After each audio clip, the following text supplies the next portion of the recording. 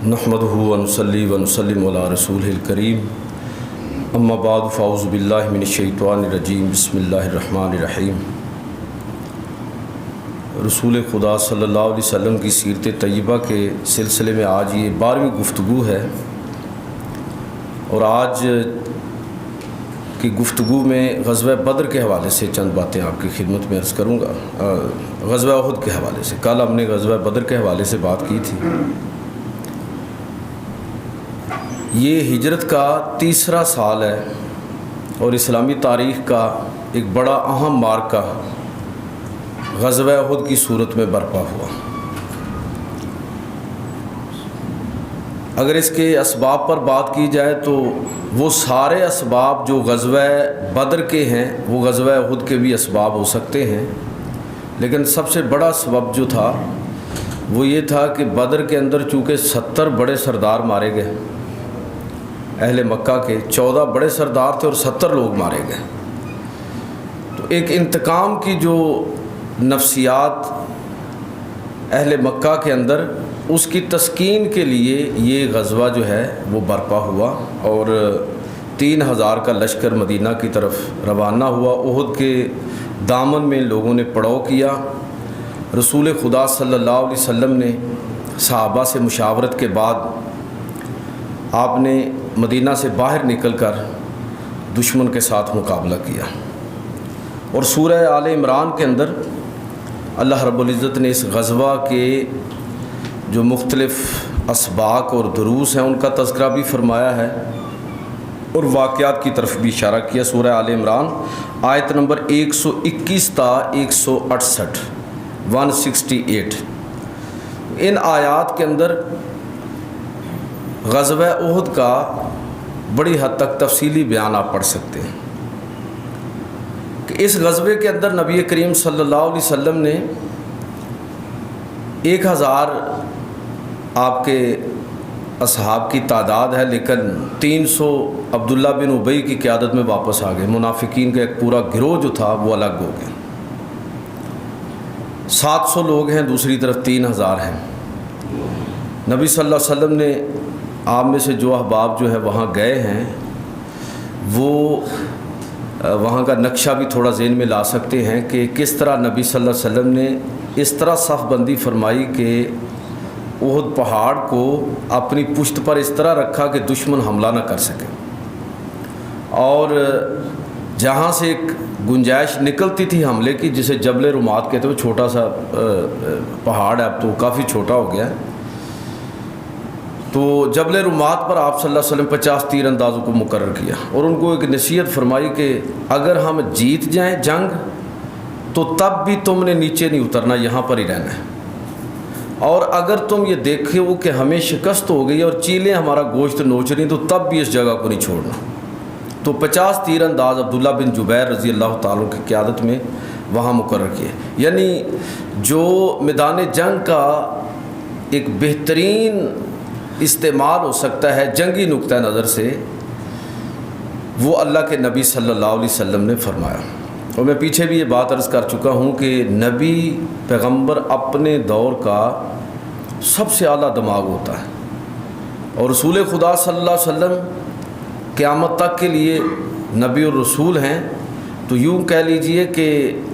अगर मैदान जंग के नुक्ता नज़र से हुजूर की सीरत को पढ़ा जाएगा तो तब भी वो सारी चीज़ें आपको वहाँ पर नज़र आएंगी जो किसी भी कमांडर इन चीफ़ सिपह सालार के अंदर होनी चाहिए। यानी ज़बरदस्त किस्म की प्लानिंग और हिकमत अमली कि थोड़े लोगों को बड़ी तादाद के ख़िलाफ़ किस तरह जंग के अंदर उतारा जाता है, वो सारी चीज़ें आपको वहाँ पर नज़र आएंगी। फिर वो वाक़यात में ये हुआ कि जब इब्तदाई दर्जे में इस जंग को हम 3 हिस्सों में तकसीम कर सकते हैं कि अल्लाह रब्बुल इज़्ज़त ने सूरह आले इमरान में तफसीली बयान मौजूद है कि अल्लाह रब्बुल इज़्ज़त ने तादाद के 700 होने के बावजूद अहले ईमान से वादा फरमाया कि मैं तुम्हारी मदद करूँगा, मेरी मदद और नुसरत तुम्हारे साथ होगी। तो 3000 और फिर 5000 फरिश्तों के साथ ऐलान किया कि तुम्हारी मदद हो रही है। तो जंग का पहला जो मरहला है जिसमें اللہ رب العزت کی مدد اور نصرت شامل حال ہوتی ہے تو اس میں مسلمانوں کو اللہ تعالیٰ نے فتح یاب کیا۔ غزوہ احد میں دشمن کو شکست ہوئی، 14 لوگ ان کے مارے گئے اور بھاگ کھڑے ہوئے سارے۔ جنگ کے دوسرے حصے میں ہم ایک اور منظر دیکھتے ہیں کہ جب صحابہ کرام میں سے بعض کی توجہ جو ہے وہ مال غنیمت اور دیگر چیزوں کی طرف ہوئی، اور جن لوگوں کو نبی صلی اللہ علیہ وسلم نے جبل رمات پہ کھڑا کیا تھا کہ تم نے یہ درا نہیں چھوڑنا چاہے جو بھی نتیجہ جنگ کا نکلے، تو انہوں نے بھی اپنی طرف سے اجتہاد کر لیا کہ چلو اب جنگ تو ختم ہو گئی، دشمن کو شکست ہو گیا، تو وہ بھی وہاں سے آگے 10 لوگ صرف بچے، حضرت عبداللہ بن جبیر اور باقی لوگ، تو وہ بھی خالی ہو گیا۔ خالد بن ولید جو ابھی مسلمان نہیں ہوئے تھے انہوں نے پیچھے سے حملہ کیا، اور اکرمہ بن ابی جہل، یہ 2 لوگ بعد میں اسلام کے عظیم جرنیل دونوں، تو اکرمہ بن ابی جہل اور خالد بن ولید، پیچھے سے پھر حملہ ہوا اور ایسی افراتفری مچی کہ لوگوں کی تلواریں آپس کی ایک دوسرے پر چل گئیں، 70 صحابہ شہید ہوئے۔ اتنا زبردست یہ نقصان ہوا کہ پورے اسلامی کیمپ پر ایک طرح کی گھبراہٹ طاری ہو گئی، اور اسی دوران اللہ کے نبی صلی اللہ علیہ وسلم کے شہادت فرما جانے کی افواہ بھی پھیلی اور حوصلے ٹوٹ گئے مسلمانوں کے، اور نبی صلی اللہ علیہ وسلم اپنے اصحاب کے ساتھ جو چند لوگ آپ کے ساتھ بکھرنے سے بچ گئے تھے ان کے ساتھ پھر آپ نے احد کی طرف پسپائی اختیار کی، اور جو دوست گئے ہیں وہ ان جگہوں کو پہچانتے ہیں کہ کس طرح احد پہاڑ نے نبی صلی اللہ علیہ وسلم کو اپنے دامن کے اندر سمیٹا، اور ایک لحاظ سے نبی کریم صلی اللہ علیہ وسلم دشمن کی جو یورش سی اس سے محفوظ رہے۔ اور پھر جنگ کے بعد تدفین صحابہ کرام شہداء کی ہوئی، نبی صلی اللہ علیہ وسلم واپس تشریف لے گئے، اور اگلے دن ایک رات آرام کے بعد پھر یہ تیسرا مرحلہ ہے اس جنگ کا کہ ایک ایسے لشکر نے جو بظاہر شکست کھا گیا اس نے پھر فاتح لشکر کا تعاقب کیا۔ تو یعنی 3 حصوں میں اگر ہم اس مارکے کو بیان کریں کہ پہلے مرحلے میں اللہ کی مدد جو وعدہ اللہ کا تھا اس کے مطابق مدد اتری، مسلمان کامیاب ہوئے۔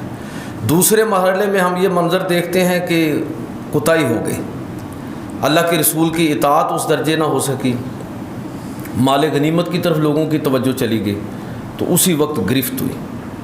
اور تیسرے مرحلے میں ہم دیکھتے ہیں کہ بظاہر ایک لشکر جس کے 70 لوگ شہید ہو گئے ہیں اور وہ مفتوح ہوا ہے، اس کو شکست ہوئی ہے اور وہ منتشر ہو گیا ہے، ایک دن کے وقفے کے بعد وہ اہل مکہ کا جو لشکر تھوڑی دور جا کے مدینہ سے پڑاؤ کیے ہوئے ہے اور واپسی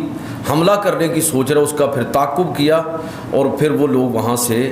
بھاگ کر مکہ کی طرف چلے گئے۔ تو ایک یعنی کہہ لیجئے کہ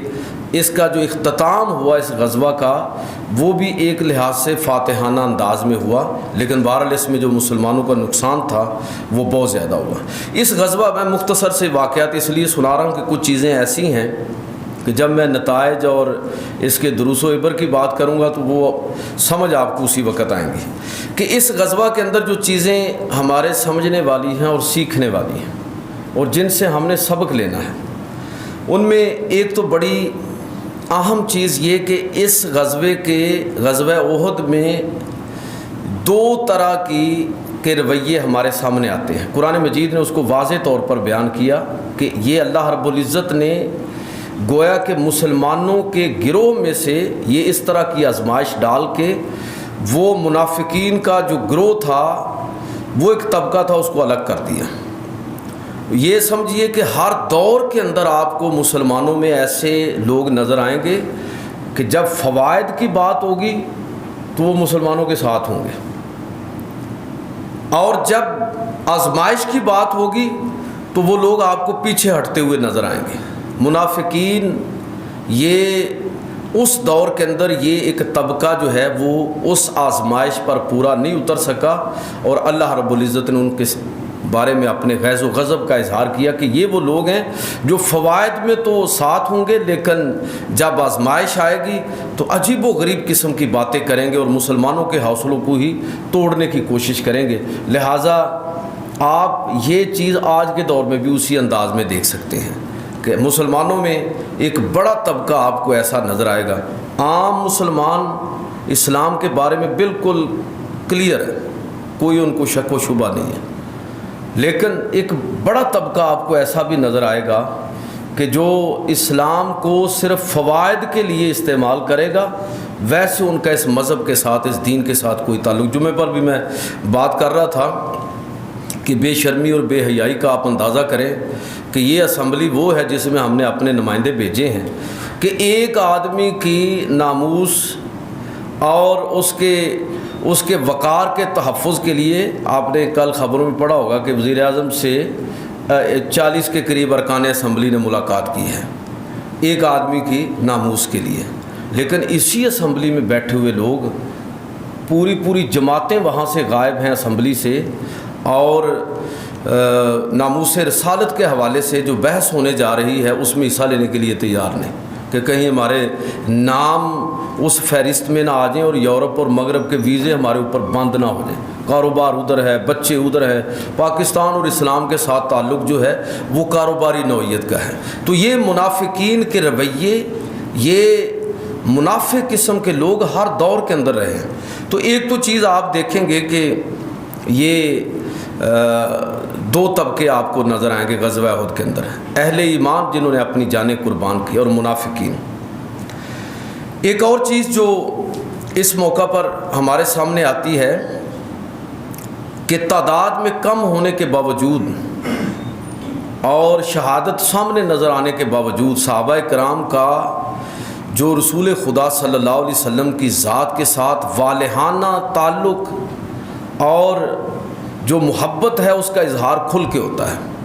یہ میں تھوڑا اس نقطے پر اس لیے بات کرنا چاہ رہا ہوں کہ یہی وہ بات ہے جو اہل مغرب کو سمجھ نہیں آ رہی، کہ آپ ان کے ماں باپ کو بھی گالیاں نکالیں،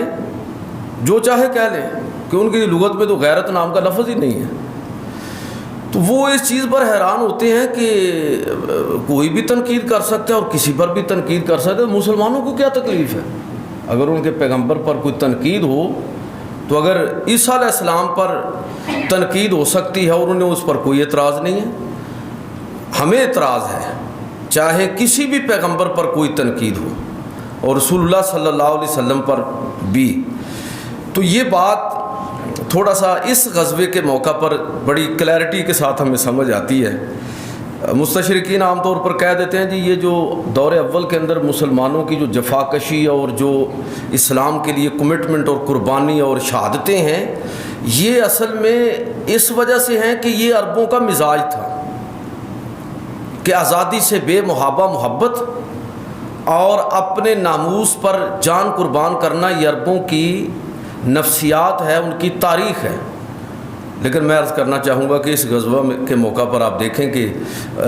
یہ بھی تو عبداللہ بن ابی بھی تو عرب ہی تھا نا، اور اس کے ساتھی بھی تو اسی علاقے سے تعلق رکھنے والے تھے، تو یہ اس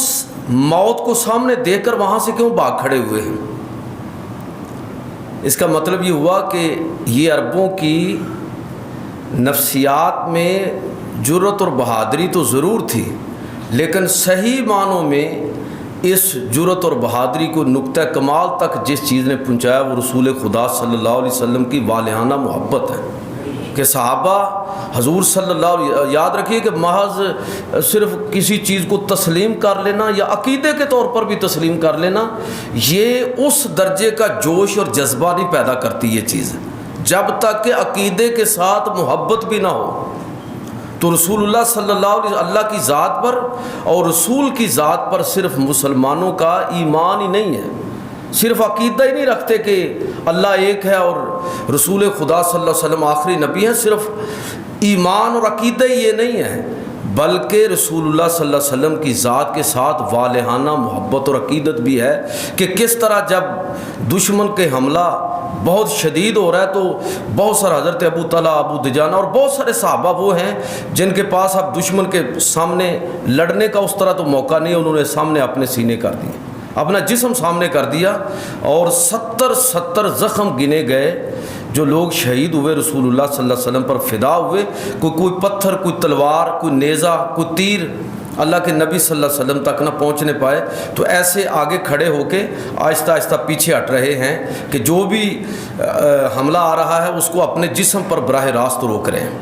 تو یہ بغیر محبت کے، میں بلکہ کہوں گا کہ اندھی محبت کے بغیر یہ اس طرح کی جرأت اور بہادری جو ہے وہ ممکن ہی نہیں ہے۔ تو یہ نبی کریم صلی اللہ علیہ وسلم کی ذات کے ساتھ جو صحابہ کی والہانہ محبت اور عقیدت ہے، یہ اس کا ایک مظاہرہ ہم اس موقع پر دیکھتے ہیں۔ ایک اور چیز جو غزوہ احد کے موقع پر ہمارے سامنے بڑی واضح ہو کے آتی ہے، جس کی طرف ابھی میں نے اشارہ کیا کہ نبی کریم صلی اللہ علیہ وسلم کو اللہ تعالیٰ نے جو فراست عطا فرمائی تھی، جو اعلیٰ ترین دماغ عطا فرمایا تھا، اس کو صحیح معنوں میں اگر آپ نے دیکھنا ہے کہ کس طرح جنگی مہارت کا 700 لوگوں کو 3000 لوگوں کے مقابلے میں کس طرح ڈپلائے کیا ہے، کس طرح صف بندی کی ہے، کس طرح یہ جنگ ہوئی ہے، اور 700 لوگوں نے کس طرح دشمن کو شکست سے دوچار کیا اور وہ بھاگ کھڑے ہوئے ہیں، یہ صحیح معنوں میں آپ کو اندازہ ہوگا جب آپ بالکل جنگی نقطہ نظر سے پورے محاذ جنگ کا جائزہ لیں گے۔ تو یہ بھی بات ہمیں سمجھ آتی ہے کہ اللہ رب العزت نے اپنے حبیب کو یہ نہیں ہے کہ حضور ہر عمل جو ہے وہ صرف وحی کے تابع کرتے تھے، اللہ کا حکم آتا تھا تو کرتے تھے، نہیں، بہت سارے آپ کے اعمال اور تصرفات ایسے ہیں جو خالصتاً اجتہادی نوعیت کے ہیں۔ آپ کی عقل اور دانش کا زبردست اظہار ہوتا ہے ان آپ کے فیصلوں سے۔ تو اس موقع پر یہ چیز بھی ہم دیکھتے ہیں کہ نبی صلی اللہ علیہ وسلم کو اللہ تعالیٰ نے جو فہم و فراست عطا فرمایا تھا وہ کس درجے کا تھا کہ تھوڑے لوگوں کو کیسے آپ نے ایک بڑے لشکر کے ساتھ جو ہے ان کے مقابلے میں کھڑا کیا۔ ایک اور چیز، اور میں سمجھتا ہوں کہ یہ غزوہ احد کا بہت بڑا سبق ہے، اور وہ سبق یہ ہے کہ مسلمانوں کو ہمیشہ کے لیے سبق دے دیا گیا کہ تمہاری کامیابی اور ناکامی اس میں ایک ہی چیز کار فرما ہوگی کہ اگر تم رسول اللہ صلی اللہ علیہ وسلم کے حکم کو بجا لاؤ گے تو ہم تمہیں کامیابی عطا کریں گے۔ اگر تم رسول اللہ صلی اللہ علیہ وسلم کے حکم کو ہلکا جانو گے، وہ 50 لوگ جو کھڑے تھے، حضرت عبداللہ بن جبیر نے ان کو روکا، نہ بھائی کوئی یہاں سے ہلے گا نہیں، کیونکہ اللہ کے رسول نے فرما رکھا ہے، اور اللہ کے رسول کی اطاعت اور نافرمانی کسی صورت میں روا نہیں ہوگی۔ لیکن لوگوں نے کہا نہیں جی وہ بس ٹھیک ہو گیا، فتح ہو گئی، اب چھوڑیں۔ تو وہ لوگ وہاں سے نکلے، اور نتیجے کے طور پر دشمن کو موقع ملا کہ وہ عقب سے حملہ کر کے ساری صفوں کو الٹ کر رکھ دے، اور مسلمانوں کو اس انداز میں نقصان ہوا۔ یہ سبق دے دیا گیا ہمیشہ کے لیے کہ مسلمانوں کی کامیابی اور ناکامی دونوں میں جو چیز ہمیشہ کار فرما رہے گی کہ وہ اپنے پیغمبر کی بات کو کتنا وزن دیتے ہیں۔ میں یہاں جو توجہ دلانا چاہتا ہوں وہ یہ ہے کہ ایک حکم کے اندر وہ بھی اجتہادی غلطی ہے۔ بھئی بعض لوگوں نے یہ نہیں کہا کہ ہم رسول کی اطاعت کی ضرورت نہیں ہے، بلکہ جو وہاں سے نکلے لوگ انہوں نے یہ سمجھا کہ آپ کا حکم تو بس یہی تک تھا کہ اب جنگ میں جب فتح ہو گئی ہے تو اب تو ضرورت نہیں ہے، یعنی حضور کا انکار نہیں کیا حکم کا، بلکہ اس کی تعویل کی۔ لیکن اللہ رب العزت کو وہ تعویل بھی اتنی ناپسند آئی کہ فتح شکست کے اندر تبدیل ہو گئی۔ تو آپ خود سوچئے کہ اس وقت اگر مسلمانوں کا حال یہ ہو کہ ایک جگہ پر معمولی سی لغزش اور اجتہادی غلطی کے نتیجے میں اللہ رب العزت نے اتنی بڑی سزا دی، قیامت تک کے لیے مسلمانوں کو سبق دیا کہ اگر میرے پیغمبر کی اطاعت میں کوتاہی کرو گے تو اگرچہ میرا پیغمبر بھی ادھر ہی موجود ہوگا، لیکن تمہیں سبق دینے کے لیے میں تمہاری فتح کو شکست کے اندر تبدیل کر دوں گا۔ بہت بڑا سبق ہے۔ ہماری عملی زندگی کے اندر ہمیں یہ دیکھنا ہے کہ کہیں ایسا تو نہیں، یہ تو ایک معمولی سی چیز ہمیں نظر آتی ہے اور اس کی سزا اتنی بڑی، تو خدا نخواستہ کہیں ایسا تو نہیں کہ ہم اللہ کے نبی کے حکم کو، اللہ کے حکم کو اتنا ہلکا اپنی زندگی کے اندر جانے کی پرواہ نہ کریں۔ چلو کوئی بات نہیں، چلو کوئی بات نہیں۔ کیوں بات نہیں ہے بھائی؟ خدا اور رسول کے حکم کے بارے میں ہم یہ نہیں کہہ سکتے کہ چلو کوئی بات نہیں ہے، وہی بات ہے، وہی سب کچھ ہے۔ غزوہ احد سے میں سمجھتا ہوں کہ یہ بڑا ایک بنیادی سبق ہمیں دیا گیا کہ مسلمانوں نے اگر زندگی کے اندر دنیا اور آخرت کے اندر اگر انہوں نے کامیاب ہونا ہے تو بس اس کا طریقہ یہی ہے کہ رسول کی اطاعت پر وہ کوئی کمپرومائز نہیں کریں گے۔ ایک اور چیز، اور یہ بھی بڑا اہم سبق، کہ اس موقع پر اللہ کے رسول صلی اللہ علیہ وسلم کی شہادت کی خبر پھیل گئی۔ میں اکثر کہتا ہوں کہ اللہ کا کوئی کام بھی حکمت سے خالی نہیں ہے۔ شہادت کی خبر پھیلی تو جو لوگ لڑ رہے تھے، بہت سارے لوگ ایسے انہوں نے ہتھیار ہی پھینک دیے، صحابہ نے ہتھیار پھینک دیے۔ اب لڑنے کا کیا فائدہ کہ جب اللہ کے رسول ہی نہیں رہے تو اب جنگ کس لیے؟ کئی وہ تھے کہ جو جوش میں انہوں نے حملہ کیا، انہوں نے کہا کہ اب اللہ کے رسول جب نہیں رہے تو اب زندہ رہنے کی بھی کیا ضرورت ہے، تو دشمن پر حملہ کیا اور شہید ہو گئے۔ کئی وہ لوگ تھے کہ جو میدان جنگ سے نکل گئے باہر کہ اب چھوڑو جنگ، اور وہ ایک چھوٹا سا گروہ کہ جن کو اصل صورتحال کا علم تھا، وہ اللہ کے نبی صلی اللہ علیہ وسلم کے ارد گرد اکٹھے تھے اور آپ کی حفاظت کر رہے تھے اور اپنی جانیں نچھاور کر رہے تھے۔ میں جو بات آپ سے کہنا چاہ رہا ہوں، یہ افواہ پھیلنے کے اندر مسلمانوں کو اس کی حکمت کیا ہے اور مسلمانوں کو سبق کیا دیا گیا؟ سبق یہ دیا گیا کہ دیکھو، اللہ کے پیغمبر ہمیشہ تمہارے درمیان نہیں رہیں گے، وہ تمہارے درمیان نہ بھی ہوں گے تب بھی ان کا نظریہ اور ان کی دعوت جو ہے وہ تمہارے درمیان موجود رہے گی۔ کیا اگر اللہ کے پیغمبر وصال کر جائیں، اس دنیا سے رخصت ہو جائیں، شہید ہو جائیں، تو کیا تم ان کے نظریے سے پیچھے ہٹ جاؤ گے؟ یعنی ایک لحاظ سے آپ کہہ لیجئے کہ نظریے کو ترجیح میں رکھنے کی تربیت دی اور شخصیت جو ہے وہ پیچھے ہے۔ ایک لحاظ سے مسلمانوں کو یہ سبق دیا گیا، اور خاص طور پر میں سمجھتا ہوں کہ برصغیر کے مسلمانوں کا جو مزاج ہے شخصیت پرستی کا، اتنی شخصیت پرستی ہمارے ہاں کہ وہ شرک کی سرحدوں کو چھو رہی ہے، کہ جو ہمارے ہاں شخصیت پرستی ہے وہ اس درجے کی ہے کہ قریب میں کہتا ہوں کہ وہ شرک کے قریب تر ہے، کہ ہماری شخصیات کے ساتھ محبت ہوتی ہے۔ ہمیں پتہ ہی نہیں ہوتا کہ بزرگان دین کے ساتھ جو ہم نے سلوک کیا وہ کیا ہے، کہ قبریں اور مزار بنا دیے ہیں، لیکن یہ پتہ ہی نہیں ہے کہ حضور داتا گنج بخش رحمۃ اللہ تعالی علیہ کی تعلیمات کیا ہے، بزرگان دین کا مشن کیا ہے، توحید کا پرچم کس طرح انہوں نے برصغیر کے اندر بلند کیا، اور دین کی دعوت کس طرح گلی کوچوں کے اندر پھیلائی، اور کس طرح لاکھوں کروڑوں لوگ ان کے ہاتھ پر اسلام قبول کیا انہوں نے۔ جو ان کا مشن تھا، جو وہ نظریہ تھا جس کو آپ صوفیزم کہتے ہیں، وہ کہاں گیا ہے؟ اس کو دفن کر کے اس کے اوپر لوگ مجاور بن کر بیٹھے ہوئے ہیں۔ یہ اس قوم کی تباہی کا سبب اور وجہ ہے۔ غزوہ احد کے دن یہ سبق مسلمانوں کو ہمیشہ کے لیے دے دیا گیا۔ قرآن مجید کی آیت مقدسہ اسی موقع پر نازل ہوئی، مسلمانوں کو بتا دیا گیا کہ وما محمد الا رسول قد خلت من قبلہ الرسل، کہ محمد صلی اللہ علیہ وسلم بھی پہلے رسولوں کی طرح ایک رسول ہے۔ آفا مات او قتل انقلبتم، کہ اگر وہ وفات پا جائیں یا شہید کر دیے جائیں تو کیا تم الٹے پاؤں واپس پھر جاؤ گے اور لوٹ جاؤ گے؟ تو یہ سبق دے دیا گیا کہ نظریہ زندہ رہے گا، پیغمبر اس دنیا میں ایک وقت آئے گا کہ نہیں رہیں گے، اللہ کے حضور حاضر ہو جائیں گے، لیکن کیا اس کے بعد تم ان کی شخصیت کو پوجو گے عیسائیوں کی طرح کہ عیسیٰ علیہ الصلوۃ والسلام کو خدا اور خدا کا بیٹا بنا لیا، یا ان کے نظریوں کو لے کر کھڑے ہو جاؤ گے اور پوری دنیا کے اندر پھیل جاؤ گے؟ اور میں اکثر یہ ایک بات کہتا ہوں کہ آپ مجھے گن کے بتائیں، لاکھوں صحابہ تھے، 1,44,000 تو کہا جاتا ہے کہ خطبہ حجۃ الوداع کے موقع پر موجود تھا، تو آپ مجھے بتائیے کہ کتنے صحابہ کی قبریں مکہ اور مدینہ کے اندر ہیں؟ اگر اس طرح شخصیت پرستی ان کے اندر ہوتی، وہ سمجھتے تھے کہ رسول اللہ صلی اللہ علیہ وسلم کی ذات عظیم ذات ہے، دین کا مرکز اور محور ان کی ذات ہے،